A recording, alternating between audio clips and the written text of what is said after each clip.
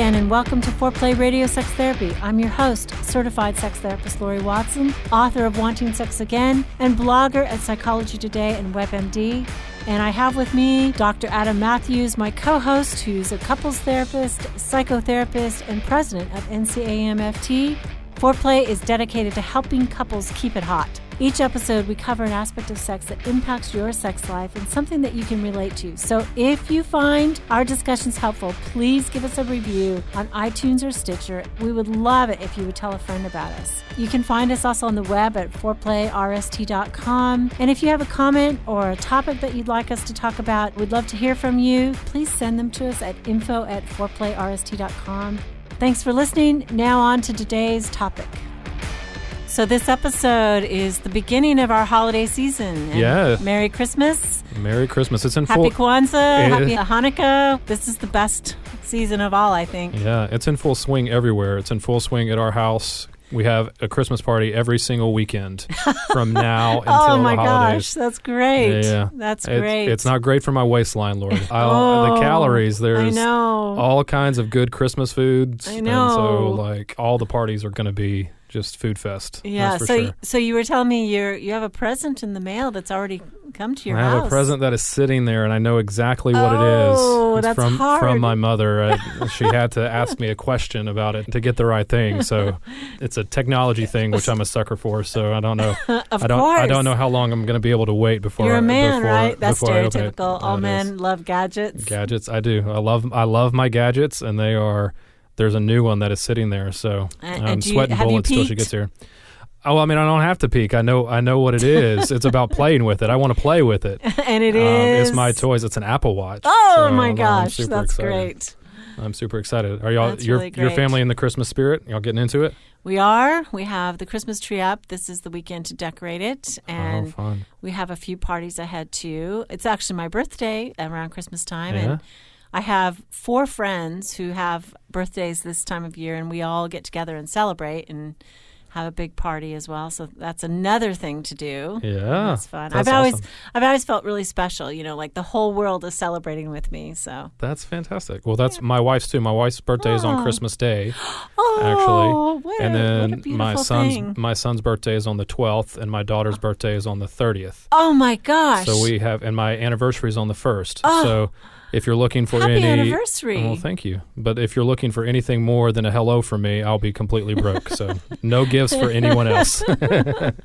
Oh, that's great. So we thought too this episode we would talk about the gift of family, which is really attachment. Yeah. And I definitely work from attachment theory, which is a scientifically researched theory, and we wanted to explain it to people. And then eventually, maybe next episode, we're going to talk about it.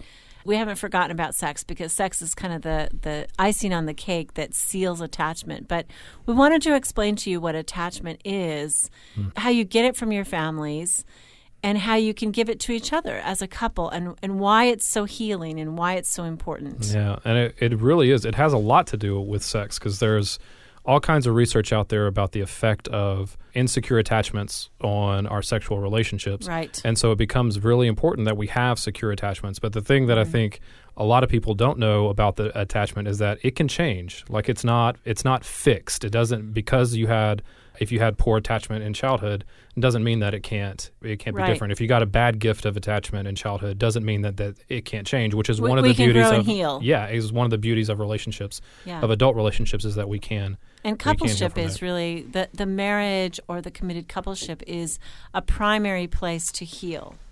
I mean, the marriage is this central place that we can learn secure attachment, if we have a partner who also is secure or wants to be secure, and there's behaviors that we can do to help each other become more secure.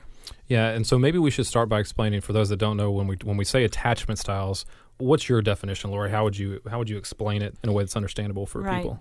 So I talk a lot about the insecure attachment styles, the pursuer and the distancer. Yeah. The 2 different types of it. But maybe we should start with, what does a secure attachment look like? Yeah.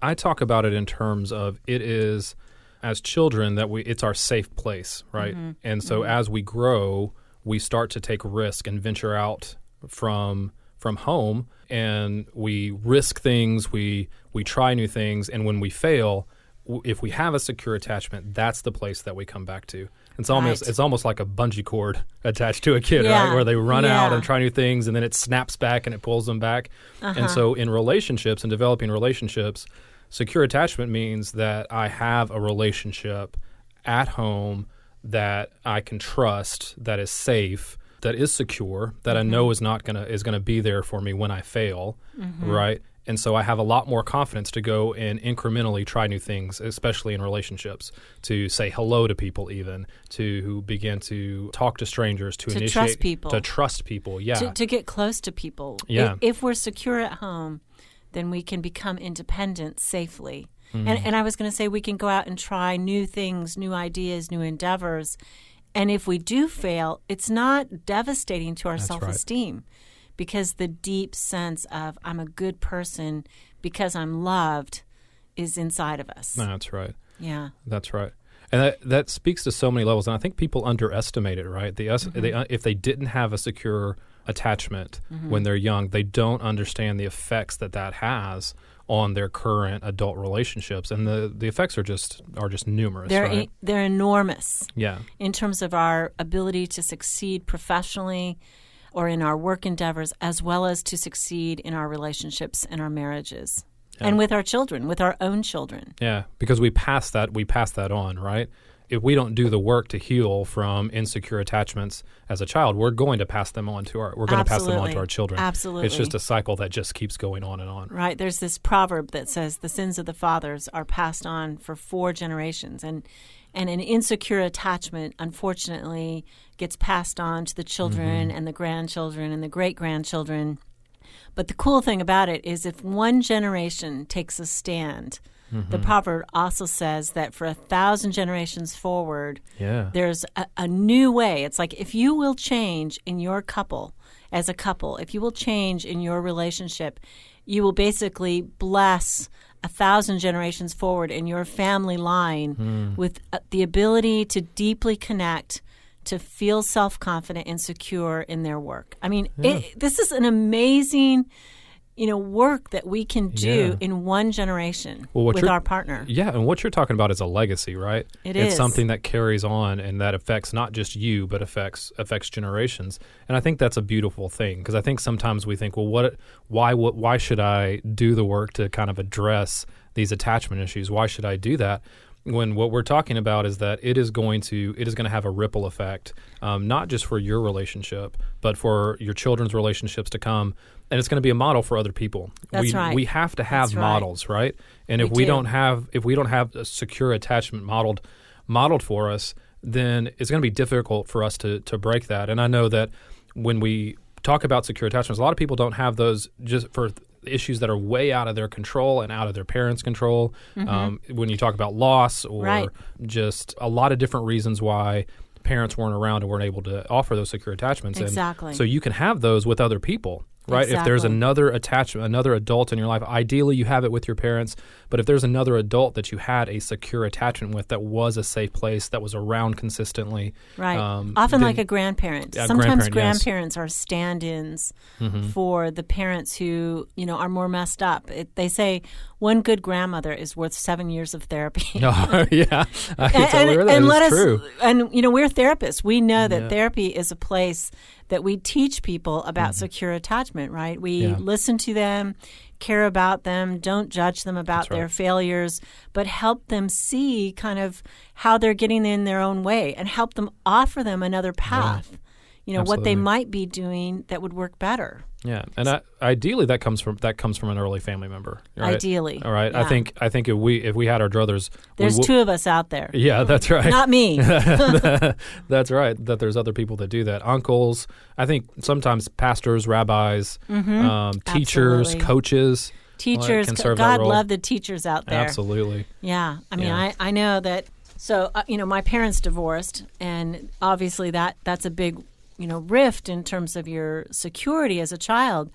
But I remember I had a 5th grade teacher. Her name was Miss Alford, and she met me at the door every single morning with a hug, with, like sort of how are you doing, just kind of helping me start my day off right. And it was like, to this day, 50 years later or 40 years later, I guess, I still think about that teacher and her gift to me of attachment, of being able to be a secure base. And we can do that for people, right? Yeah. I love that idea of secure base. That's such an easy concept for us to understand. Like even children on the playground playing tag have a safe base. They have a safe base. Right? And they run back to it, and that's where they're safe. Yeah. And so they go out. I love that. I mean, I think that's what we want to be for each other. And I think that's something that when families come together, the holidays, I hear so many people talk about the stress of the holidays, yes. right? Because, my family's coming for 7 days, which means I got to have 7 more years of therapy, right? That's right. It just doubles down on your therapy. Yeah, that's right.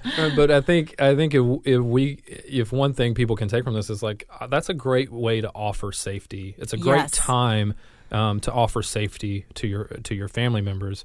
And I think, maybe talking about some ways that people can be a safe base for their family, because some people just don't know. Right. I know I didn't. I know I had to be taught what safety was. Yes. And I think that's something, again, that we have to learn.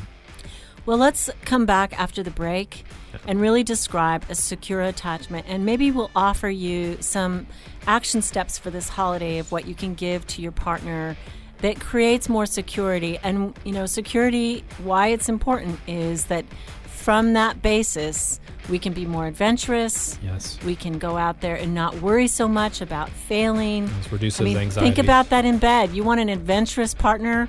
Have you given your partner deep security? So we'll be right back.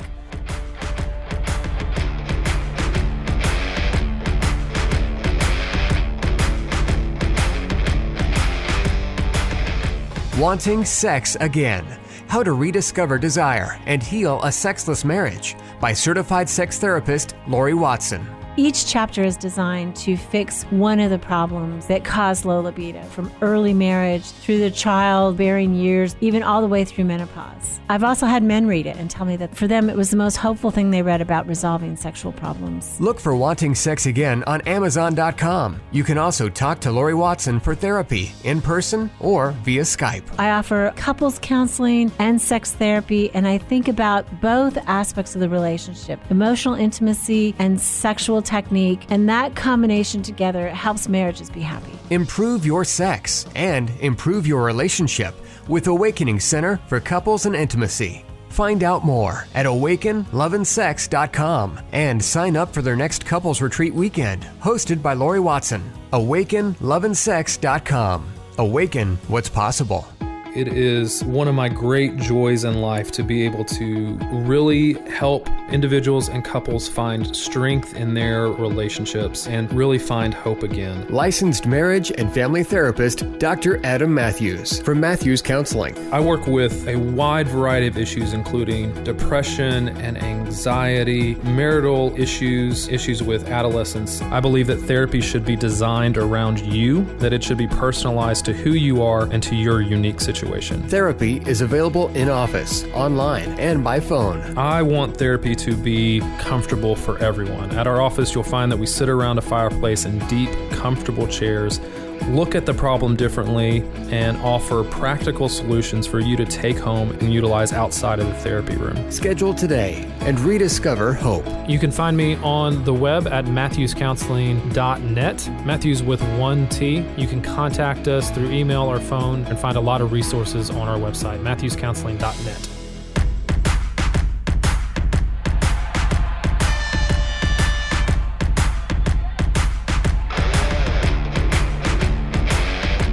So we're back with Foreplay Radio Sex Therapy, Laurie Watson, sex therapist, and Dr. Adam Mathews, couples therapist. And we're talking today about attachment, trying to describe to you what secure attachment is and why it's important, and especially just celebrating the gift of attachment at this holiday season. Yeah, absolutely. And I think one of the things when you think about secure attachment and what that means, how securely attached people play out in relationships, I love the concept that they are both balanced in their independence and their ability to be intimate in their relationship. Yes. It's really both and. It's not one or the other. I think security and attachment is not just being smothered in love. Yeah, that's right. Right? It's actually this beautiful balance. Yeah.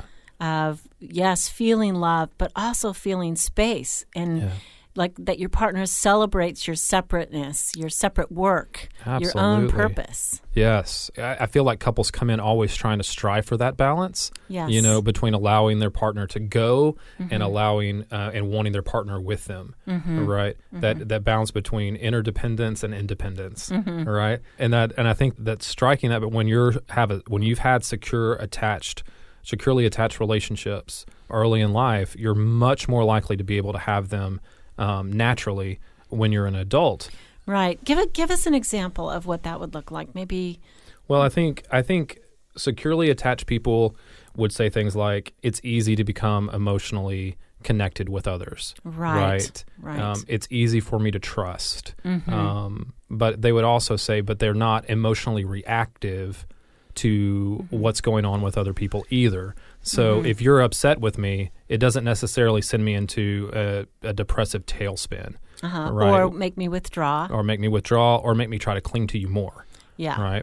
Yeah. I'm independent from you, but I'm concerned about you as well. If you told me, but I'm not freaked out by your freak out. Yes. Yes, your drama is not my drama. Right, but we care. I mean, if it's our absolutely. partner, we love them. I like one of the things that drives me crazy is the partner who says, I don't care if I have sex again, right? But they're married or they're in a relationship and their partner is desperately unhappy about that. And it's like, how do you maintain a position in life that you're okay with this, even though it makes your partner desperately unhappy? That's too far, right? That's not interdependence. I don't even know if that's independence or so much as that's withdrawal. Yeah, I think another example that I can think of just in our own life is when me and my wife talk about checking in with each other about what we're going to do and where we're going to go and stuff like that. We talk about it in terms. Some people look at it and goes, well, you need permission from your wife to go do something. I say, I absolutely do not need permission from my wife to go do something, but I care enough about her to let her know that this is what is happening. Yes, I love that. And I think to me that's one of the areas that we try to practice that is just saying, go, do, be you, right? Know that I'm here, but we care enough about each other to say, hey, I'm about to go, do this thing. Any issues for you? Anything that's or I'm conflicting like? What's with? going on with you? Yeah, is it conflicting with something you want to do? Yeah, absolutely. Right. And I think so. To me, that's a way that it comes out in relationship. Right. It's a way to stay connected. I have a patient who is not securely attached, did not come from that in his childhood, and refuses to tell his wife when he'll be home for dinner. Oh, yeah. Like, I don't know when I'll be home for dinner. I can't possibly know. And I'm like, well, can you make an appointment with a client and be there on time? And the answer, of course, is yes. I can always do that. But somehow or another, I can't say, when I'll be home for dinner. And it's just like, how do you run a family like that and it doesn't mean I will be home at 6, but it's like, hey, this is my best guess. It's, I'm running late. It looks like 7. Yeah. And then if, you're 15 minutes out at 6:45 and you're not going to be there till 7:30, you give a holler. You text and say, I'm later than I expected. It doesn't have to be rigid. Yeah. It's just like what you described. It's, it's a way to check in and keep each other posted, connected without being suffocated. Yeah, absolutely. Another way I see this play out, Laurie, is in expressions of hurt, right? Securely attached people are not afraid of other people's hurts, right? Securely attached people don't get defensive when their partner expresses that hurt, and their hurt gets to be their hurt. Even if it's about me. You hurt me. Yeah. Right? Even if I hurt you, right, I can tolerate the fact that you were hurt by that, even sometimes if I don't agree, right, or if I don't understand, right, or if I don't think I did that. Yeah, absolutely. Or if only you knew my side of it, you wouldn't feel hurt. That's it's like, right. We wait, and let the person, our partner, tell us what hurt them. Yeah, and I think that the secure attachment just aids in the ability to do that. We don't have to defend. We don't have to exert control or power over the other person. We get to be equal in a relationship, 100, and if your hurt is your hurt, my hurt is my hurt, and we work together to figure out how to make that better. Yeah, I also think that in secure attachment, we've said this before, but when your partner makes a bid for your attention, says, hey, let me show you what I got the kids for Christmas. you put the paper down or the computer down and say, oh, let's go look. I'd love to see what you got the kids for Christmas. Or maybe your partner says, hey, what do you want for Christmas? And you don't just go, whatever. You think about it and you respond in kind, right, in terms of participating in the conversation in the interest of the moment. Laurie, I'm so bad at that. Christmas presents. My wife was telling me, trying to talk to me about what Christmas True presents. Confessions at Christmas by Adam Mathews. Goodness! Talking about what I wanted, what I thought would be good Christmas presents for the girls. I think I failed in that bid. My goodness, yeah. As long as you show important. interest, it doesn't. Yeah. It doesn't. You don't have to have answers, right? You have to be tuned into the conversation. Yeah. Well, and she and bless her, because she's so secure. Like she had such good secure attachments. So she more so than me. So one of the things she said to me was, "You're not interested in this at all, are you?" And I was going to say no. and she was okay with that. I mean, I think that's like she really modeled for me some secure attachment there, because she was just like, it didn't affect her and it didn't blow up into some huge thing. Right. That I failed at that. And I think, one of the things at the holidays that marks a securely attached family is celebration. Oh, yeah. Like they take time out to be together, to offer each other gifts, to spend time together and meals together. And it's a joyful coming together. And I think that, for many people, that's one of their happiest childhood memories, is when everybody was happy. The relatives came over and it was good. I mean, that's kind of a marker in terms of, does your family take the time out to celebrate and set aside holiday time or birthday time or something that really marks them as special. What you're talking about, family. What you're talking about to me is tradition. Like that's one of the reasons Christmas is so valuable for so many people, is because there's traditions that create safety and create routine and create at least, even as an adult, at least once a year, I get to go back to this safe place that is so familiar, that is so comfortable, where I can completely be myself. Eat the same food. Yes, don't try to change up my Christmas food. I don't want any of your fancy chutneys or spreads, or I don't want anything flambéed, nothing fancy. Just give me the classics. Yeah, I mean, we want it. That's the reason that's such a draw to us. I think so too. Absolutely. You're speaking my language, and I compare that to the families, the insecure attachment, right? Maybe the alcoholic mom who doesn't put together a meal and doesn't gather the family and isn't capable, or the father who, maybe the divorced father who doesn't even call the kids on Christmas, forgets to send the birthday gifts, forgets to mark their children as special, and the children are just left bereft, right? I mean, or the family where Uncle Sam is drunk and mom and dad have a big fight, and I mean, it doesn't even have to be drastic. You can't to trust create anything. Insecure attachment, right? You can't trust in an insecure attachment. Yeah, and I think we should say too, like we're not promoting any specific traditions any specific way of doing the holiday season, but that when you have something that is very safe and reliable and routine, it's a great way to start to create We're talking about emotional connection and practical ways to enforce that. So, Laurie, when you think about that there's going to be hundreds of people venturing to some places that are probably not safe for them, insecure, and they're going with their partner, what do you think are some things that partners can do for each other to help create that secure attachment and promote secure attachment while they're there with their families over the holidays? So my favorite suggestion is tell your family that you need a shopping day and go off with your partner alone. Yes, Maybe leave the children with the grandparents if you trust that. And go off and just spend time together, debrief the family chaos. Maybe rent a hotel room seriously and have sex, because for many people it's hard to be sexual in their parents' home or in their in-laws' home. And so, here's this rest, this joyful time.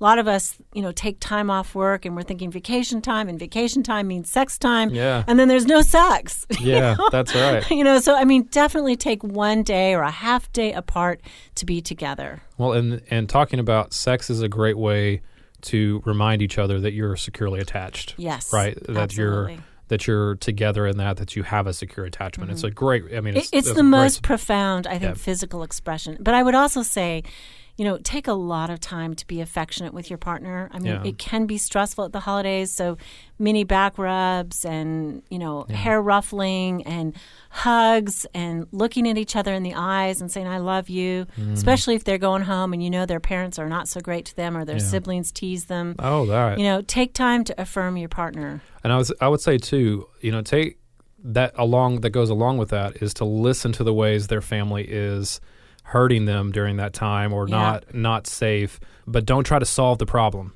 right? I agree. Family systems are too complicated to solve on the holiday. Yeah, don't try to solve your partner's family drama, but take a walk, suggest a walk, listen to all the ways that the frustration has come out to blow off steam and get it out. I think that is just a reminder that your relationship is a secure place that you can do that you can vent and be heard and be validated. Absolutely. Well, we wish you all happy holidays. We're so grateful for you listening to us, and we hope that we become a gift of attachment to you, learning about security here. Happy holidays. Happy holidays, everybody. Hey, help us stay on top here at Foreplay. We'd love it if you would subscribe and share it with your friends. And please take 1 sec and rate and review us. Thanks so much.